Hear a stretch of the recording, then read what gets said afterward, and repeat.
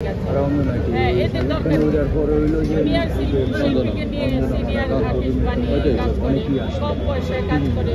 কারণ আমরা যেহেতু অনেক বছর কাজ করেছি, আমাদের ডিমান্ডটাও একটু বেশি, সেই হিসাবে তারা হয়তো আমাদের কাছে আসতে চায় না, ওই জুনিয়র দিয়ে কাজ চালিয়ে।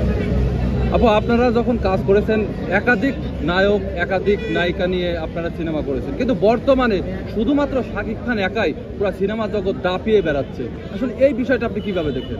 আসলে শাকিবের ডিমান্ড আছে, শাকিব অলরাউন্ডার, তাকে টক্কর দেওয়ার মতো তো ওরকম আর্টিস্ট থাকতে হবে।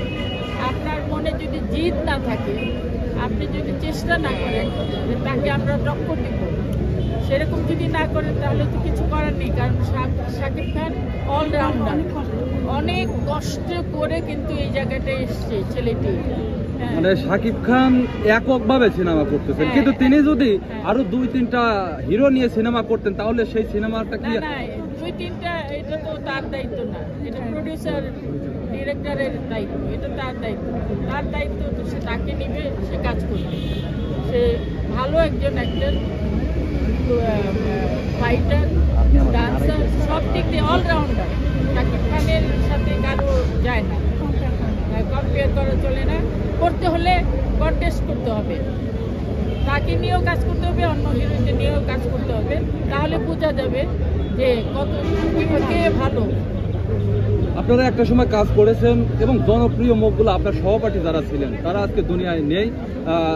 তাদের মধ্যে যদি একটু বলি, কিছুদিন আগে অঞ্জনা দিদি এবং পবি মিত্র মারা গেলেন। আসলে এই বিষয়টা মানে তাদের অবর্তমানে মানে ফিল্ম ইন্ডাস্ট্রির কি পরিস্থিতি হতে পারে এটা একটু জানাবেন।